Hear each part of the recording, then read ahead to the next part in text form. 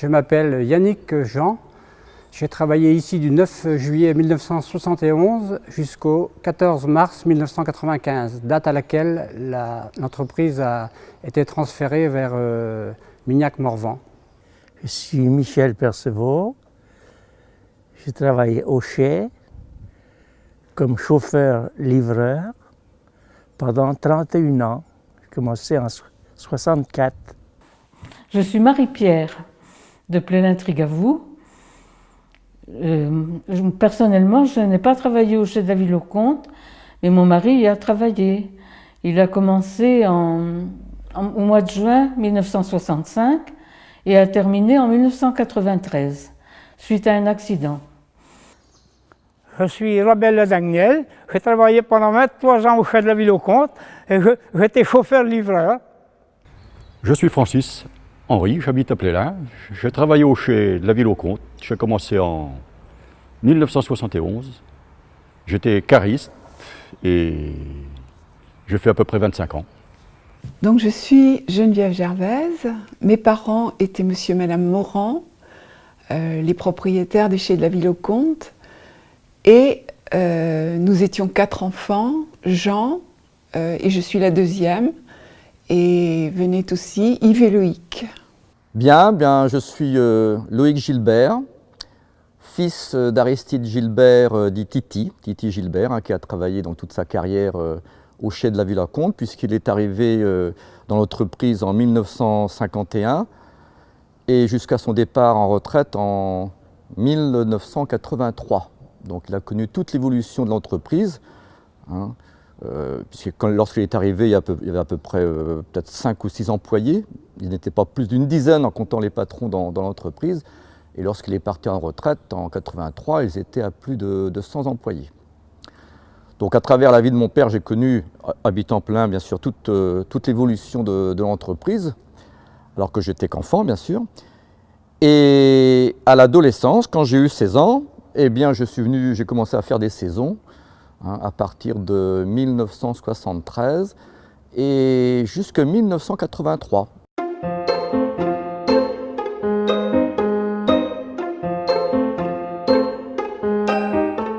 L'histoire des Chais a commencé avec la rencontre de mes parents.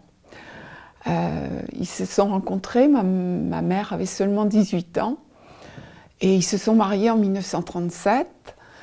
Et Jean est né en 1938, et donc la guerre est arrivée. Mon père a été mobilisé en Allemagne, où il a été prisonnier pendant 5 ans. À son retour, il a voulu retravailler dans l'entreprise où il travaillait avant de partir à la guerre. Et l'entreprise n'a pas voulu le reprendre. Donc il a décidé de construire sa propre entreprise. Et avec l'aide de ma maman. Et donc, ça a commencé en 1945, si on veut. En tout cas, moi, je suis née en 1946 et j'ai toujours entendu dire que ma maman a fait son chiffre d'affaires 1 heure après ma naissance. D'après Madame Morin, la directrice, qu'ils avaient commencé avec une barrique de cidre et une barrique de vin. Ils avaient commencé l'entreprise. Et ils allaient le matin prendre des livraisons, ils venaient laver les bouteilles à remplissage, et puis après, ils allaient livrer. On avait renseigné à mon père des propriétaires viticulteurs qui étaient à Sainte-Foy-la-Grande, dans la région de Bordeaux. Il a pris sa moto au départ et il est allé chercher le vin là-bas pour le ramener. Ça s'appelait donc les Chais de la Ville-aux-Comtes. Alors c'était un marchand de vin, quoi, mais enfin, il mettait le vin en bouteille, il faisait toutes sortes de vins. Enfin, il y avait la marque, c'était la Cuvée Royale, et les Chais de la Ville-aux-Comtes, ça c'était vraiment leur vin à eux, quoi. Le patron même, Jean Morand, et sa femme. Alors, il avait commencé son usine après la guerre. Je l'ai vu monter, moi. Et après, il a fait un deuxième magasin, le premier, un deuxième. Ensuite, ça n'était pas assez grand parce qu'on avait On s'était agrandi, on a fait tout, on faisait tous les spas qu'il y avait dans les Côtes d'Armor, Ille-et-Vilaine. Ensuite, on a fait un autre grand bâtiment en haut. Et jusque temps que, bon, ben, on ne pouvait pas aller plus loin. Je me souviens que d'un immense champ où sont les bâtiments déchets aujourd'hui, et il y avait une haie que j'empruntais pour aller à l'école, ce qui m'évitait de passer par la route nationale, parce qu'il fallait en plus que quand j'empruntais la route nationale, passer devant une ferme, la ferme des Sans-Peurs, où il y avait des vaches et j'avais peur des vaches. Donc il y avait plein de travaux différents, il y avait des caristes, il y avait des commerciaux, des filles au bureau, hein. C'était principalement des filles, sauf le comptable, c'était un homme. Et autrement, il y avait plusieurs personnes aux deux chaînes d'embouteillage, quoi. À la grande chaîne, ils étaient 6 voire 7, et à la petite, ils étaient 3, plus des préparateurs de commandes. Pour les vins fins, il y avait 3 personnes et 2 personnes aux alcools. Et autrement, ben, les patrons eux-mêmes donnaient la main, hein. Madame Morand et Monsieur Morand, ils venaient aussi donner la main, quoi. Et il y avait les chargements, il y avait les chauffeurs, bien entendu, aussi. Il y avait entre 17 camions, le maximum, après ce que j'ai connu, je pense, plus des gars qui allaient sur la route, des chauffeurs de SMI. Il y avait 2 SMI-remorques, plus un camion-citerne. Voilà un peu la répartition des tâches. Quand j'ai commencé, on était une cinquantaine à peu près. Et plus ça allait, plus ça s'est agrandi vis-à-vis des cafés, des épiceries qu'on prenait. Et quand la chaîne Spar s'est montée, c'est là qu'on s'est beaucoup agrandi, quoi. Parce que tous les Spars de la région, on les ravitaillait. Il y avait du dynamisme parce qu'il y avait beaucoup de café d'abord, que mes parents, bien sûr, livraient. Et il y avait, je me souviens, une coiffeuse dans le bourg, il y avait une boucherie, même 2 boucheries. Il y avait des épiceries, ça bougeait vraiment. Et puis les chefs faisaient bouger aussi, avec tout ce va-et-vient de personnel. Mon mari, là-bas, il travaillait donc à la menuiserie. Il réparait les casiers bleus, les fameux casiers bleus dont les ouvriers parlent souvent. Et puis, il travaillait à l'entretien quand il y avait des travaux de menuiserie, des portes à réparer, des ceci, des cela, il allait faire ça, quoi. Et en plus, quelquefois, il dépannait à la cave, aux chênes, ou alors il allait aussi à où est-ce qu'il allait? En livraison, quelquefois aussi, quand il y avait besoin, quoi. Et il y avait aussi un mécanicien qui était par derrière la menuiserie, là. Il avait une fosse pour réparer les camions et tout ça, quoi. Alors, mon frère Jean a commencé à travailler avec mes parents. Il a quitté la marine, où il était officier mécanicien, pour aider mes parents en 68. C'est l'époque où je me suis mariée. Et mon frère Loïc également a dû arriver en 73 pour travailler avec mes parents. Ils ont collaboré tous les 4 et puis petit à petit, mes parents sont arrivés en retraite. D'abord mon père qui avait 10 ans de plus que ma maman, puis ça a été le tour de maman, je crois en 83, maman, dans les années 83. Comme m'avait dit le patron, il dit « vaut mieux vendre que de faire faillite ». Il avait vendu à Fournier de Plougastel-Daoulas. De Plougastel-Daoulas, le Fournier a vendu ça à Blanchard. Et après, c'est France Boisson qui a racheté ça. Donc mes frères ont mené l'entreprise quand mes parents étaient à la retraite. Ils ont mené l'entreprise du mieux qu'ils pouvaient. Et ils ont été dans un contexte un petit peu plus difficile parce qu'il y a eu l'arrivée de la grande distribution avec les centres Leclerc qui leur ont fait beaucoup de tort. Et il y a eu une proposition de rachat de France Boisson qui a été conclue, je crois que c'est en 1993, il me semble. Il y avait une sacrée richesse parce qu'il n'y avait pas beaucoup d'usines ici. Alors il y avait beaucoup d'ouvriers, des gens. La commune de Plélan et Trigavou, il n'y avait plus de Trigavou de Plélan, mais ça ne fait rien. Il y avait beaucoup de négociants embouteilleurs à l'époque. Et pour finir, je crois que mes parents sont restés les seuls sur la place, comme négociants embouteilleurs. Dans la région de Dinan, j'entends. Et ils se sont très vite imposés avec la marque Les Chais de la Ville-au-Comte. Et c'est grâce à ça que l'entreprise a été connue. On ne demandait pas du vin, on demandait des chais de la Ville-au-Comte.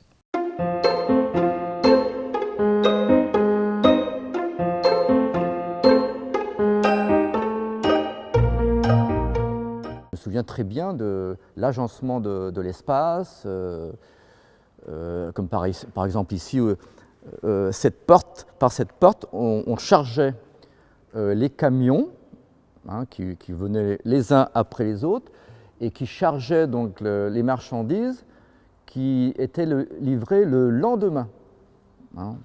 Donc, je ne sais pas, il y avait bien une dizaine de camions qui venaient se faire charger là, et qui ensuite allaient se garer au Pigeon Blanc, en attendant de repartir le lendemain matin, donc faire leur tournée, comme on disait à l'époque. Ce secteur-là, c'était la partie alcool. Même ici, il y avait les champagnes ici. Mais bon, ça fait partie des alcools, vous me direz tout. On va dire vers 3h, 4h qu'on commençait à charger. Et à ce moment-là, la patronne, c'est Madame Morand elle-même qui prenait en main justement le chargement des camions. Donc elle descendait des bureaux avec toute l'ordre des tournées, des différents clients. Et il y avait un micro, s'installait un pupitre qui devait être par ici, voilà, il me semble, quelque part. Et au micro, donc, elle annonçait, au fur et à mesure donc, des camions qui arrivaient pour telle tournée, voilà, donc elle indiquait ce qu'il fallait charger, je ne sais pas moi, 10 casiers de chais de la Ville-au-Comte, 20 casiers de cuvée supérieure, ainsi de suite, 10 ricards, et ainsi de suite. Et donc, les commandes qui avaient été préparées, bien sûr, à l'avance, tout de suite, par les ouvriers, on les mettait sur un chariot roulant, et tout de suite, ça allait vers le camion, où là, le livreur, aidé souvent de quelqu'un d'autre, prenait les casiers les uns après les autres et les empilait dans son camion. Et agençait son camion en respectant l'ordre des clients qu'il a livrés le lendemain, parce qu'il ne chargeait pas n'importe comment. On chargeait par client. De toute façon, ensuite, pour décharger, ce soit plus facile à trouver et à sortir les casiers, quoi. Les eaux de vie, Calva, ici, il y avait aussi tout ici, jusqu'aux fermes, là, c'était que des étagères qui ont été abattues. C'était rempli à partir de là de vin jusqu'à l'autre bout. Des étagères complètes, on avait des couloirs, on avait 6 ou 7 couloirs, on allait d'un bout à l'autre avec plein d'étagères. C'était les cuves. Quand il arrivait des wagons à la gare de Plélan à l'époque, ici il y avait une citerne. Il y avait un gars qui allait chercher ça à la gare de Plélan, et puis c'était mis dans des citernes. Ça, c'était plein de vin. Tout ça était plein de vin. Eh oui. Il fallait rentrer là-dedans pour les laver. Ici, il y avait la laveuse, ici. Les bouteilles rentraient dans la machine, elles faisaient tout un circuit, et puis elles arrivaient à l'embouteilleuse ici. Et après, il y avait l'étiqueteuse plus loin, et elles repartaient vers cette autre porte où elles étaient rechargées dans le camion pour les tournées, les livraisons pour les restaurants, les cafés. Donc là, on quitte le secteur de l'activité quand même principale de l'usine, et d'ailleurs qui est le premier bâtiment à avoir été construit en 61. Et là, il y a une petite porte qui m'intéresse. Pourquoi? Parce que par cette porte, alors, quand on voit ça dans l'état que c'est maintenant, malheureusement, c'est terrible. On voit encore un petit local, voilà. Et c'est ici que les ouvriers, le matin, donc ça devait être vers 8h30, 9h, faisaient leur pause. On avait la pause casse-croûte. On voit donc 2 fenêtres qui donnaient finalement du bureau sur la cave, qui permettaient éventuellement au patron de voir ce qui se passait dans la cave. Mais c'est vrai que par la suite, le bureau avait connu un agrandissement, dont on voit la la deuxième partie qui a été construite un peu plus tard. Hein, puisque l'entreprise s'agrandissant, les bureaux ont eu besoin également de s'agrandir, parce qu'on a M. Mammeran ont engagé d'autres employés de bureau, des secrétaires, mais aussi, ce qui est fondamental dans l'entreprise, c'est que l'entreprise a connu l'arrivée de l'informatique. Donc on doit être à la fin des années 60, mais c'est l'époque, ah oui, parce que ça je m'en souviens, c'est l'époque des premiers ordinateurs. Ce sont des armoires. C'est le domaine à Francis Henri. Les Fenwick qui étaient là-dedans pour nous amener ça à domicile pour les chargements. Et tout était entreposé par contre ici sur palette. Hein.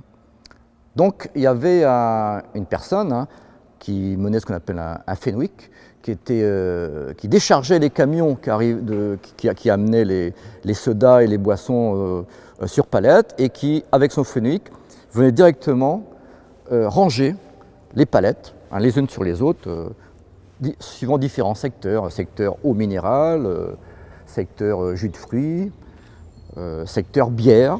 Hein. Et quand on parle des bières, on parle des bières en bouteille, mais aussi les bières en fût, puisque l'entreprise, forcément Morand, livrait beaucoup de bars et de cafés, et notamment livrait ce qu'on appelle la bière en pression. Donc les fûts de bière étaient également entreposés ici, des fûts de 20 litres, voire de 50 litres. Quand je dis 50 litres, ça me fait mal au bras, parce que comme j'ai eu l'occasion de faire des livraisons, je sais ce que c'est que de transporter des barils de bière de 50 litres, hein, ça fait peut-être 60 kilos, et les descendre dans les caves, dans certains bars, par exemple de Saint-Malo, qui ne sont pas forcément bien conçus pour ça. Mais s'il fallait faire le boulot qu'on a fait, là on s'est bien perdu maintenant. Hein. Oh là là. Pourquoi? Parce qu'on n'a plus de force. On n'a plus de force. Avant, une caisse dans chaque main et puis en route. Mais maintenant, on a du mal à emporter une vide. Ici, c'était les quais. Les camions reculaient là et là pour charger leur brasserie, quoi. Et aussi, ils pouvaient reculer en bout aussi, parce qu'il y avait quand même un semi-remorque aussi qui allait livrer les Spar et les Intermarchés. Nous avons aussi deux cuves qui sont restées ici actuellement. La petite cuve, c'est pour la petite chaîne, et la grande cuve pour la grande chaîne. C'est-à-dire qu'il y avait des tuyaux pour... ça retournait à l'embouteillage, quoi, la chaîne d'embouteillage.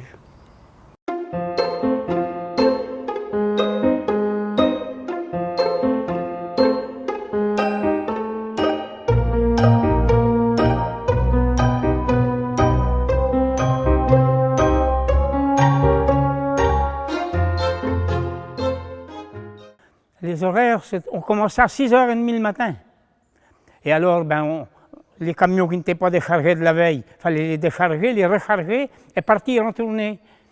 Mais le soir, on rentrait quand le camion était vide. Il n'y avait pas d'heure pour finir non plus. Alors donc, mais après, ça a progressé, ça s'est mis aux normes. La première photo qui est intéressante parce qu'elle montre, on va dire, les locaux de l'entreprise Morand au tout début.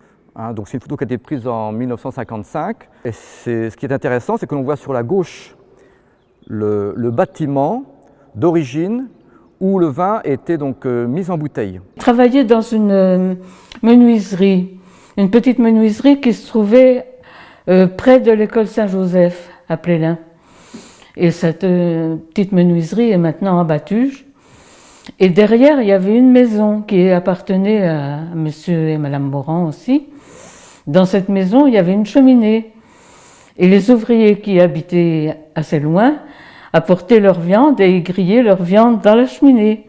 Et tous les ans, ils achetaient, une fois ou deux par an, ils commandaient chez le boucher une tête de veau avec des pommes de terre qu'ils leur préparaient avec une sauce et tout ça.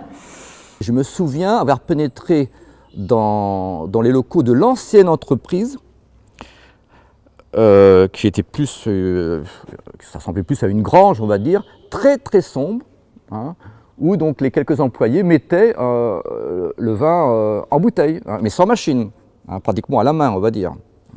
Voilà, et donc j'ai un souvenir comme ça d'obscurité, avec une ampoule qui luit au milieu de l'obscurité, et des odeurs déjà de vin. Oui, ben dans le temps, il y avait la ligne de chemin de fer Paris-Dinard. Alors, il y avait beaucoup de trains de marchandises aussi. On recevait des wagons de flotte, des wagons citernes de pinard. Et tout ça, ben, on venait les récupérer à la gare. On déchargeait les wagons d'eau, à la main, bien sûr. Et la citerne, ben, on avait un camion citerne qui venait chercher à la gare pour vider les wagons. Je pense que sur la photo, on voit le premier camion d'entreprise qui était un camion de la Haye, parce que j'ai souvent entendu mon père parler du camion de la Haye. Et avec ce camion, M. Morand et mon père, donc Titi, partaient dans le Bordelais. Donc ils passaient chez les vignerons, les viticulteurs, et bien sûr, ils chargeaient leur camion à bloc, hein, en marchandises, bien sûr, en vin, qu'ils remontaient, bien sûr, vers la Bretagne. Au départ, juillet et août, pas question de congé. Hein. C'est pourtant les plus beaux mois, quoi. On a vu en baver quand même, surtout en 76, hein, l'année qu'il avait fait si chaud. Là, là on en a bavé. Hein. Très souvent, il y avait beaucoup de monde à déjeuner à la maison le midi, notamment le chef caviste. Je l'ai toujours vu déjeuner à la maison parce que c'était lui qui faisait les coupages avec les vins d'Algérie. Et comme dans la journée, il n'avait peut-être pas forcément le temps avec mon père pour discuter de cela, ça leur permettait d'affiner les choses au moment du repas de midi. Mais le jour des représentants, qui était le jeudi, je me souviens qu'il y avait souvent des invités, notamment Monsieur H, qui venait toujours avec un cadeau pour la maison, soit des verres, ou ça je m'en souviens très bien, et qui restait à déjeuner. Alors vous allez me demander, mais qui faisait la cuisine? Eh bien c'était une tante qui, à la mort de ma grand-mère, est restée vivre avec mes parents. Et cette tante s'appelait Aimée Delaunay. Et elle avait même beaucoup aidé mes parents au début, puisque elle était à la chaîne de lavage des bouteilles. Et c'était elle qui faisait la cuisine. Autre photo émouvante à peu près à la même époque, c'est une photographie représentant mon père, donc Titi, photographie avec Aimée Morand. Hein, les anciens des chez Lafille au Comte, bien sûr, savent très bien de qui je parle, qui était la sœur de Madame Morand, hein, qui avait un handicap puisqu'elle était sourde et muette, mais qui a travaillé, hein, au tout départ dans l'entreprise, puisqu'elle travaillait avec les ouvriers à la cave. Moi, à l'époque, j'étais chez Citroën, au montage des voitures. Et alors, on ne se plaisait pas vraiment à Paris. Et puis d'ailleurs, on était en location et on ne se plaisait pas. Alors, on est revenu là. Et comme Jean travaillait ici, j'ai demandé si je pouvais rentrer. Alors, on est venu. Et puis Jean Morand a dit, oui, tu viens quand tu veux, viens vite, parce que c'était juste avant la saison. Alors, c'est là que je suis rentré. Quand je suis rentré, moi, c'était au mois de novembre et c'était un gars qui partait à l'armée. Il fallait un remplaçant. C'était pour la bonne saison, mais le père Morand, dans le temps, il me connaissait. Alors il me dit, il faut que tu fasses ça et si dans 2 jours tu ne sais pas le faire, tu restes pas. C'était sa façon de dire. Ben, puis Yannick, là, alors on est rentré à peu près en même temps, on est resté amis tout le temps. Quand c'était des départs, on avait comment une prime, bien sûr, et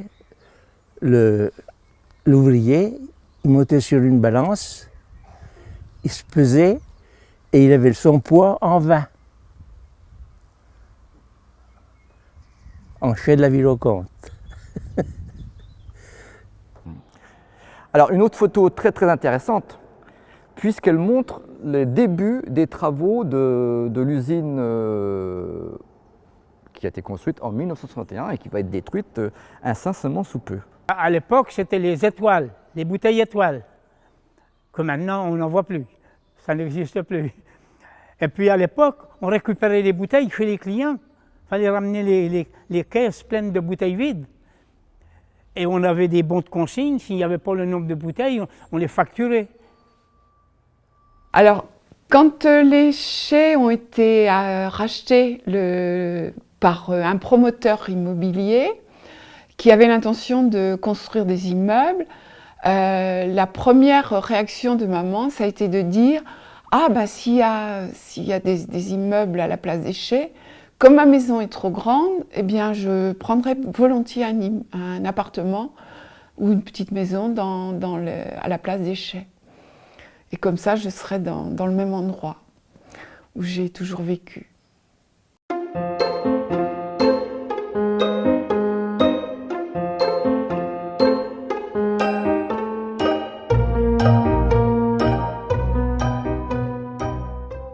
C'est vrai qu'il y en a un que j'aime bien, c'est celui qui est juste en face de moi, là. Je le trouve magnifique, quoi. Les gens ont du talent.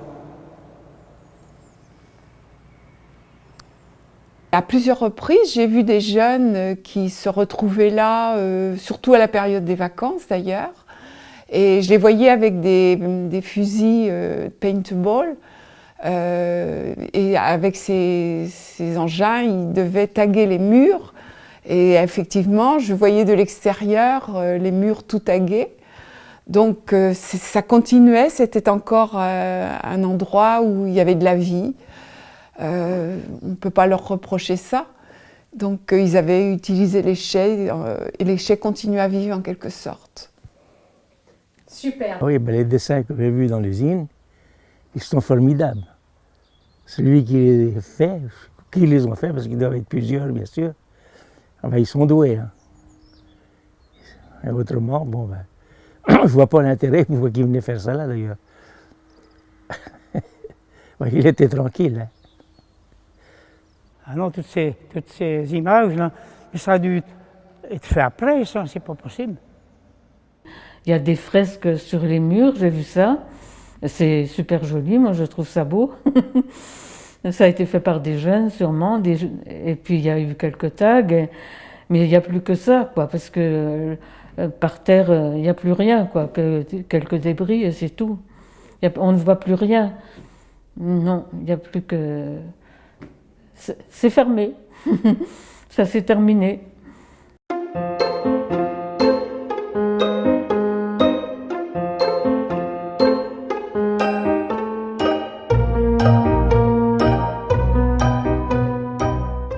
L'écoquartier, c'est vrai que c'est le futur, sachant que le bourg de Plélin, de voir quand même un site comme ça qui ne bouge plus du tout, ça va redonner de la dynamique un peu pour le quartier, un peu s'il y a des maisons, je ne sais pas exactement ce qu'ils veulent faire, et des espaces verts, les gens pourront y circuler et puis on ne verra plus toute cette friche, quoi, là. Oui, l'écoquartier, je pense que ça va rembellir la commune, parce que c'est en plein centre quand même. L'usine elle est comme elle est aujourd'hui, mais prochainement ça doit être démoli et à partir de juin remis en écoquartier, qui je pense dans le milieu d'un bourg sera un peu plus joli que maintenant, parce que ça fait moche d'avoir une friche dans le centre d'un bourg presque, surtout qui fait presque 1 hectare. Alors, je pense que ce qui est à venir, là, ça ne peut être que bien. L'écoquartier, je ne vois pas bien ce que ça peut donner, mais j'aimerais bien que la vie recommence comme en 60, quoi, mouvementée, une vie mouvementée, comme à l'époque. Ce serait agréable. Et ça donnerait quand même de la valeur à Plélin-Trigavou.